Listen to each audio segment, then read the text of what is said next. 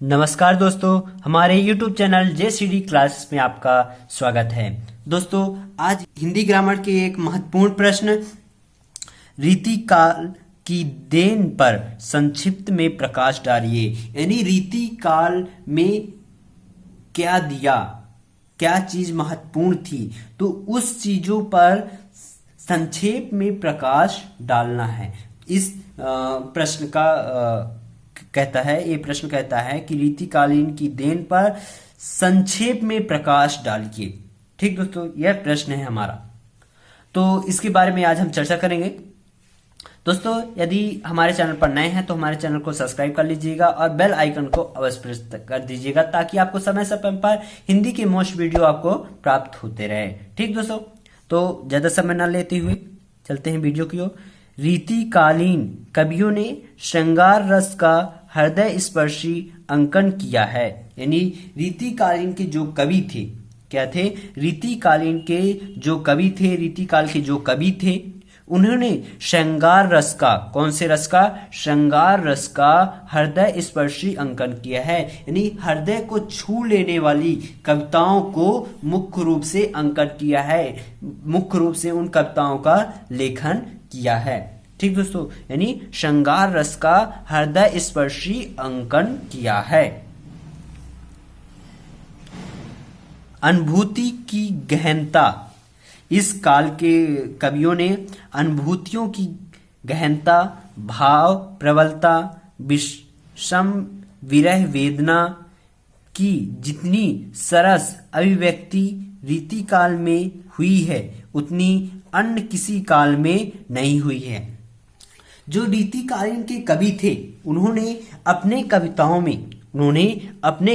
में अनुभूति की गहनता जितनी अच्छी दिखाई, भाव प्रबलता रही उन काल की कविताओं में, विषम विरह वेदना जितनी सरस अभिव्यक्ति रीतिकाल में हुई, जो रीतिकाल की कविताओं की मुख्य रूप से ये जो विशेषता है, ये रूप देखी गई तो ये अन्य किसी काल के कविताओं में नहीं देखी गई, अन्य किसी काल में ये मुख्य रूप से नहीं हुई। ठीक दोस्तों, इन सभी चीजों का, ये जो चीज हमें प्राप्त हुए कविताओं में, ये अन्य काल की कविताओं में हमें प्राप्त नहीं हुए। काव्य का कला पक्ष तो इस काल में अन्य हो उठा है।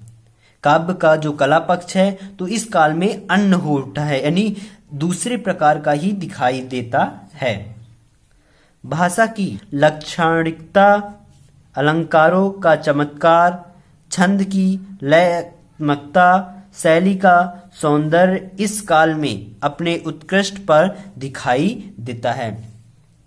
जो इस काल की भाषा की लाक्षणिकता, अलंकार का चमत्कार जो है, इन चीजों का कविताओं में प्रयोग किया। छंदों की लयात्मकता, शैली तथा सौंदर्य, इस शैली का सौंदर्य इस काल में जो इन्होंने मुख्य रूप से प्रयोग किया, जो उत्कृष्ट दिखाई है, वो अन्य काल की कविताओं में, निबंध में नहीं देखने को मिला है। ठीक दोस्तों, जो रीतिकालीन की कवियों ने इतने अच्छा हमें दिया अपनी कविताओं में, वो अन्य काल के कवियों ने ये सब हमें नहीं दिया। तो इसका मतलब यही हुआ, रीतिकालीन की मुख्य विशेषता थी ये जो चीज है, तो इसको आप याद कर लीजिए क्योंकि यह बहुत ही इंपॉर्टेंट है।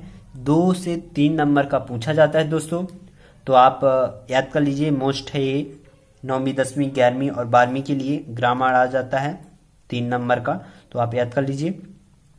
ठीक दोस्तों, मिलते हैं अगले वीडियो पर। अगले वीडियो में हम जानेंगे द्विवेदी युग का संक्षिप्त परिचय। द्विवेदी युग का संक्षिप्त परिचय हम देखेंगे कि द्विवेदी युग क्या है, तो इसके बारे में हम चर्चा करेंगे। तब तक के लिए जय हिंद, जय भारत।